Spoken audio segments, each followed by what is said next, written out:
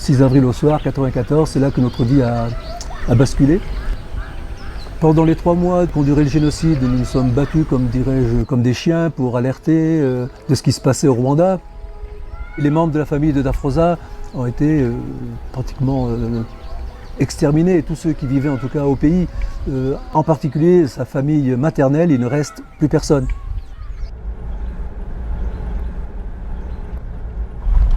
Notre travail consiste à venir recueillir des témoignages, les témoignages de rescapés ou de tueurs, lorsqu'on apprend la présence en France d'une personne qui est soupçonnée d'avoir participé au génocide des Tutsis.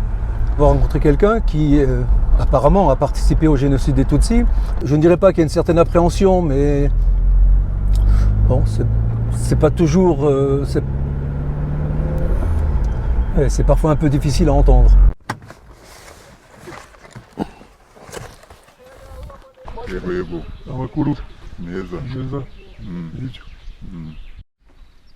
twagendanaga n'abantu bakica abandi ubwo twabafashaga kuko baratubwiraga ati nimukomere tugakomera aho bihishe bakagira ubwoba bakavamo bakicwa. Il arrive qu'on rencontre des tueurs qui ont été mêlés au massacre de sa famille, ou peut-être, et donc là c'est vraiment fort, hein, c'est vraiment fort.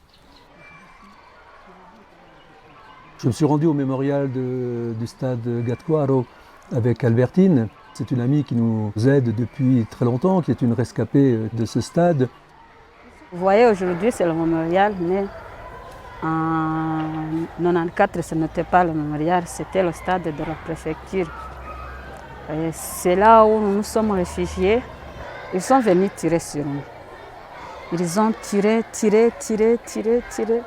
jusqu'à ce que la nuit tombe. C'est à ce moment que moi j'ai vu ma mère. Elle était encore vivante. Après je lui ai dit ok maman, au revoir, on se verra au ciel. Je l'ai quittée, je suis partie. C'est ma toute dernière fois de la voir. Qu'est-ce que ça te fait que ce lieu qui est chargé de tant de souffrances, de tant de pleurs et de cris, soit devenu un mémorial du souvenir? Mais ça me fait du bien parce que pour le moment, ils sont là où je peux venir et les voir à chaque moment. Donc c'est vrai que c'est très dur émotionnellement hein, d'entrer dans ces lieux, mais en même temps ce sont des lieux de mémoire qui sont essentiels dans l'histoire du génocide et dans l'histoire des rescapés.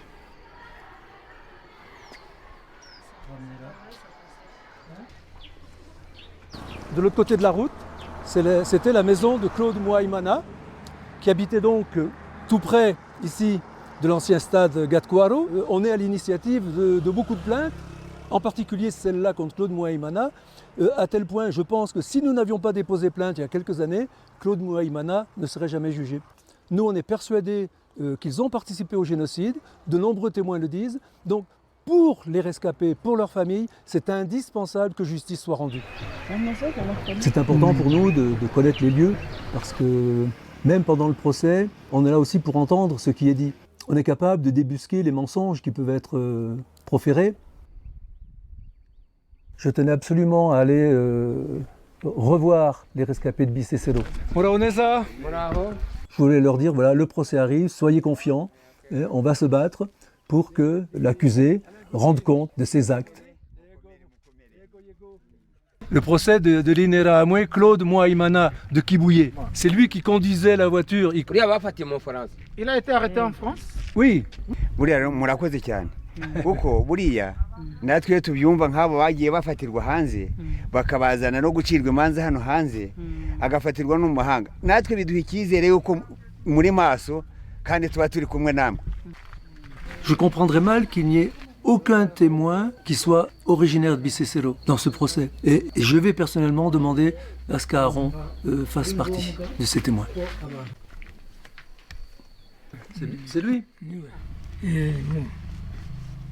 mwamubwira ko atari rimwe namubonye cyangwa kabiri n'igihe uko bazanaga bagasoza interahamwe hano nibwo badusubizagayo niko bwacyaga bakagaruka iriya minsi yose bakoze nta mudamu nta mwana nta mwuzukuru nta mfite n'abuzukuru ariko nta n'umwe uriho niyo mpamvu rero mvuga ngo byibura aho baba baherereye hose bakurikiranwa bakaryozwa ibyo bakoze.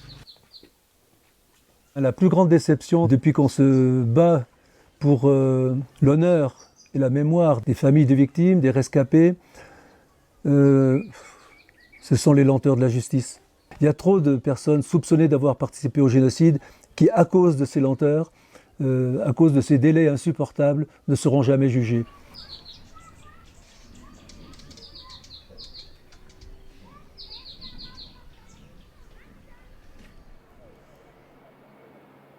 Donc là, je rentre récemment du Rwanda et c'est vrai que je ne suis habité maintenant, je dirais, que par la perspective de ce procès. Je dirais c'est un petit peu le sportif avant l'épreuve, quoi. Hein. Il y a une certaine appréhension malgré tout. Parce que je sais que dans les procès précédents, il m'est arrivé de craquer. Moi, je pense que ça, c'est des procès, c'est le Nuremberg du Rwanda à Paris. Les rescapés qui ont vécu ces horreurs, qui vont venir déballer leur chagrin, leur misère intérieure, face à quelqu'un qui nie, on le sait par avance. Il ne peut pas y avoir de véritable pardon ou de véritable réconciliation sans la justice. Je crois que les victimes qui ne sont plus là attendent la justice.